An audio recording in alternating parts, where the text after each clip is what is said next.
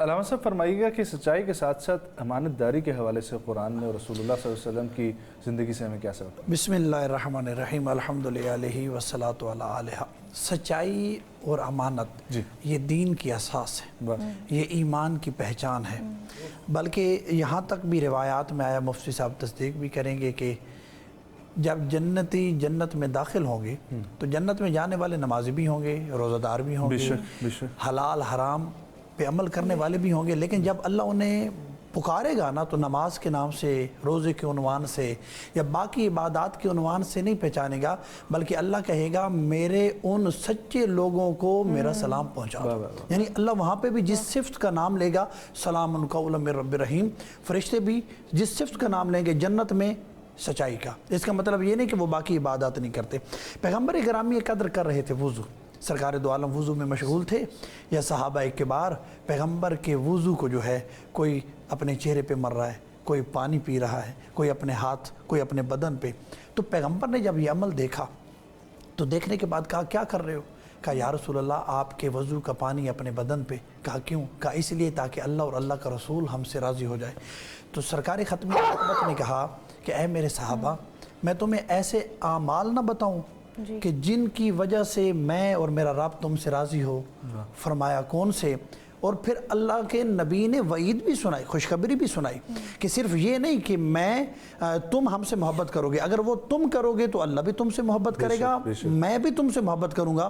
تو انہوں نے کہا یا رسول اللہ کون سے؟ تو پیغمبر گرامی قدر نے کہا اگر تم چاہتے ہو کہ تم اللہ سے محبت کرو، اللہ کے نبی سے محبت کرو، اور اللہ اور اللہ کا نبی بھی تم سے محبت کرو، تو کبھی جھوٹ مت بولنا، ہمیشہ سچ بولنا، کبھی جھوٹ کا ساتھ نہ دینا، ہمیشہ سچائی کے ساتھ رہنا۔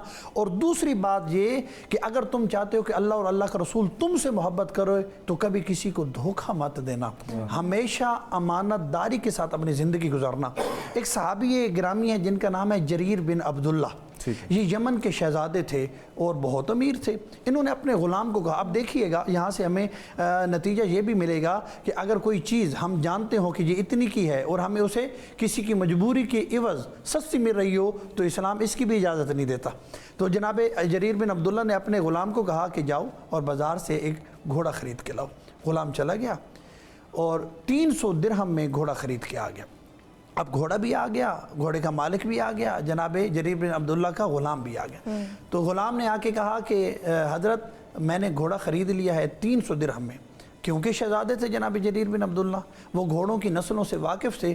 انہوں نے جب گھوڑا دیکھا تو گھوڑا بہت قیمتی تھا، تو جناب جریر بن عبداللہ نے گھوڑے کے مالک کو کہا 400 درہم دے دوں؟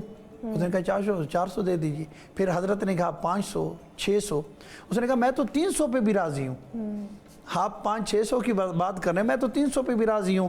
اس کا مطلب ہے کہ آپ 500-600 کی بات اس لیے کر رہے ہیں کہ آپ لینا نہیں چاہتے۔ تو جناب جریر بن عبداللہ نے اپنے غلام کو کہا کہ اسے 800 درہم دے دو۔ 800 درہم دے کے تو جناب جریر بن عبداللہ نے وہ گھوڑا رکھ لیا۔ تو غلام کہنے لگا کہ حضرت 300 کا وہ دے رہا تھا، آپ نے 800 دے دیے، 500 الٹا زیادہ دے دیے، اور وہ 300 میں خوش بھی تھا۔ تو جناب جریر بن عبداللہ نے کہا کیونکہ میں گھوڑے کی نسلوں سے واقف ہوں، وہ 300 کا گھوڑا تھا ہی نہیں، اس کی قیمت ہی 800 درہم بنتی ہے۔ تو غلام نے کہا پھر آپ نے ایسا کیوں کیا؟ تو جناب جریر بن عبداللہ نے کہا میں نے سرکار دو عالم سے وعدہ کیا تھا کہ یا رسول اللہ جب تک زندہ رہوں گا جھوٹ نہیں بولوں گا، جب تک زندہ رہوں گا سچ بولوں گا۔ تو عزیزان محترم، آج ہمارے دفتروں میں، ہمارے اداروں میں، ہماری زندگی میں، ہمارے بازاروں میں اگر سچ رائج ہو جائے تو خود بخود اس سچ کی وجہ سے برکت آ جائے گی، اور جب برکت آ جائے تو انسان آسانیوں میں